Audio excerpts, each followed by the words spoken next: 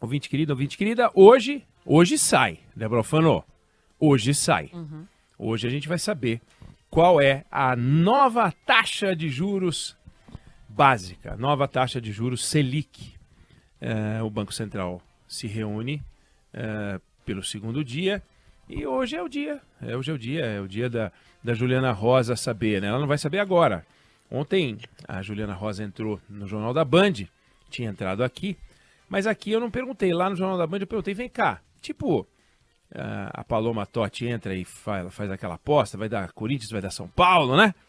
E aí, 0,25 ou meio ponto percentual de queda? Aí a Juliana apostou, não que ela acha, né? Ela diz, eu quero meio ponto.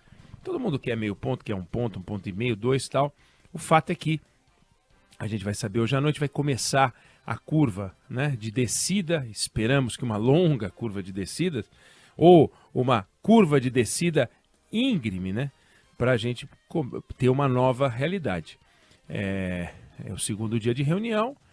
Por enquanto, a gente está com o juro de 13,75, é o patamar mais alto desde que os juros em 2016 chegaram a 14%, daí começaram uma queda e tal, depois voltou a subir, mas desde 2016 a gente não convive com um patamar de juros tão alto, é bastante.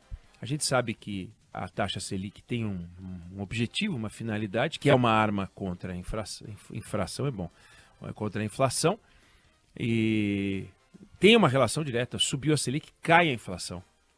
Subiu a Selic, cai a inflação. E outros indicadores também caem junto. Só que a Selic, ela produz efeitos secundários, né? A gente já falou disso aqui, porque essa taxa ela é um guia para a taxa de juros da vida real. Então, subiu a taxa de juros Selic, sobem taxas de juros, taxas é bom, né? Taxas de juros que não são boas para nós, né? Cartão de crédito, cheque especial, prestação da casa própria, compra do carro a prazo, tudo. Subiu a Selic, os custos sobem, o custo do dinheiro sobe. E quando o custo do dinheiro sobe, as pessoas ficam comprando menos. O financiamento das empresas também fica mais caro, cai a atividade econômica. Aliás, esse é o objetivo, para que quando você tem as pessoas comprando menos, fazendo conta para comprar o basicão, as empresas se atrapalhando para pagar as contas, a atividade econômica cai e com isso você tem uma queda da inflação. Realmente é tirar o oxigênio da economia. Subir os juros é tirar o oxigênio da economia na razão direta. Subiu a Selic, complica tudo. E há um ano os juros estão nesse patamar caro, e o resultado é essa queda que a gente está vendo aí. Se a gente for pesquisar, e aí é que tem um dado curioso, né? Não é que o Brasil é o único país que sobe juros, né? Vamos combinar. Fizeram um levantamento aí dos últimos de 2020 para cá, até o ano passado, com 64 países, os mais importantes. 58 subiram juros. Não é que só o Brasil, né? Os outros derrubaram os juros. Tinha que subir, porque os juros estava tendo você tem um surto de inflação no mundo, tem que subir os juros, não tem jeito. Mas o Brasil podia ser um país da lista. Só que o Brasil não é um país da lista, ele é destaque. Acho que esse número a gente até falou, mas 4 países aumentaram os juros mais do que o Brasil. E olha os países: Ucrânia em guerra, Venezuela quebrada, Argentina quebrando e Moldávia, que depende do gás russo e que é vizinha da Ucrânia e que tem região separatista. Então você tira esses 4 países, o Brasil é a única economia realmente forte do mundo, sem uma relação, sem estar estraçalhada, que estilingou a taxa de juros. Por que a gente não é só mais um país a subir os juros, né? Por que a gente tem que ser destaque? O Brasil tem que ser destaque de criminalidade. O Brasil, quando teve problema de inflação, tem que ser destaque de inflação. É uma loucura esse negócio. Um americano de 50 anos que está vivendo inflação agora, a última vez que ele viu isso, ele tinha 10 anos. Um brasileiro de 50 anos que está convivendo com a inflação, que agora está começando, né? Começou a ceder, ele conheceu a inflação alta de quando ele nasceu até chegar aos 22 anos. direto. Aí veio o Plano Real. Depois ele voltou a conhecer a inflação, e aí mais ou menos nos 40 anos de idade dele ali, ele conheceu também a alta de juros.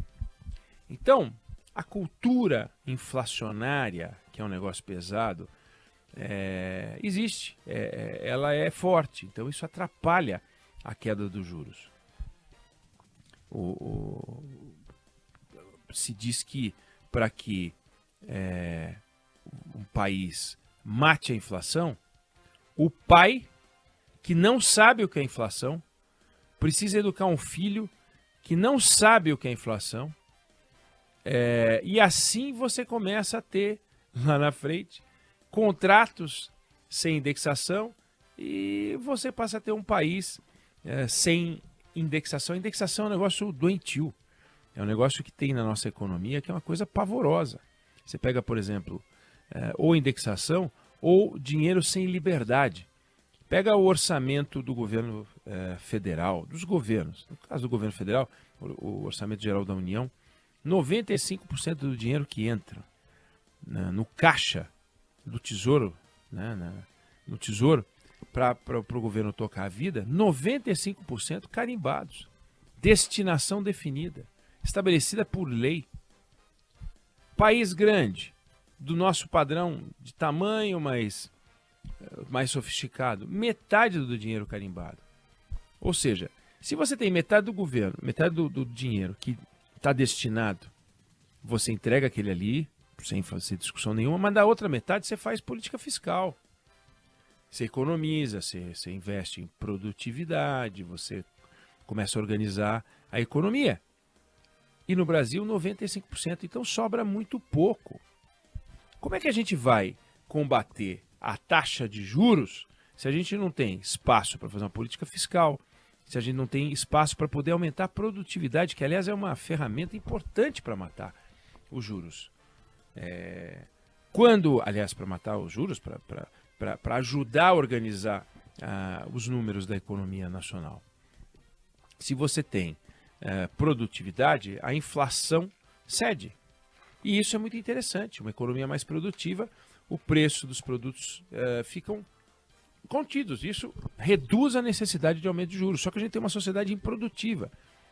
E na nossa sociedade improdutiva, a gente também não tem, portanto, alternativas importantes para fazer um combate à inflação. Acaba tudo concentrado nos juros. Razão pela qual, em outros países, a mesma inflação pede uma taxa de juros menor para atingir o mesmo resultado. E no nosso caso, a gente tem que estilingar a taxa de juros para combater a estilingada da inflação. E isso é muito ruim. Isso desorganiza a economia. O presidente do Banco Central sabe disso, o Fernando Haddad sabe disso, a Simone Tebet, essa altura do campeonato, talvez já saiba disso. Mas os economistas e aqueles que ocupam cargos em que o tema econômico tá na mesa, sabem disso. Sabem disso. O Brasil é o país do tiro só. O Brasil é o país do ipom, como dizia Fernando Collor. Vamos dar um ipom na inflação, referindo-se a um golpe do judô. É o país do tiro só. E o tiro só tem que ser certeiro. E isso é complicado. Então, qualquer desajustezinho na política monetária dá um problema. Qualquer probleminha que se dê ali na aposta dos juros dá um chabu. Porque tudo está lastreado lá. E foi assim no Banco Central também, quando a gente teve o Plano Real. Também se cobrou uma política fiscal, mudanças na estrutura de pagamentos do governo e tal, e isso nunca aconteceu. É como se o governo tivesse perfeito e redondo, tendo um buraco apenas na taxa de juros. E o que não é verdade. Lamentavelmente, não é verdade, porque seria muito simples. Você aperta um botãozinho lá, os juros começam a cair, a economia se rearranja. A economia vai começar a se rearrumar. E isso é muito bom. Né? Isso é muito bom. Quanto vai se arrumar? Não sei. Quando nós vamos ter a aprovação da reforma tributária? Não tenho a menor ideia. Ela vai voltar para a Câmara dos Deputados? Não sei. Vamos ver. Mas são mudanças, são transformações que precisam ser feitas e o que é vital para o nosso sustento como país. Então, todo mundo de olho hoje, fundamental, taxa de juros, que comece a cair. Todo o mercado espera que caia, de forma que não vai ter, em função da queda na taxa de juros, uma nova leitura do que viria a ser o Brasil, caso os juros caíssem, porque vai tudo cair e a gente vai, isso já está no preço. A partir de hoje, lá pelo final da tarde, 18 horas, a gente começa a ter uma chance de ouvir ali o número por volta das 6h30. Vamos ver como é que é. A Juliana Rosa pode nos trazer mais detalhes quando vier para conversar com a gente. Eu não sei se você concorda, eu não sei se você discorda, mas essa é a opinião que eu tenho sobre esse assunto.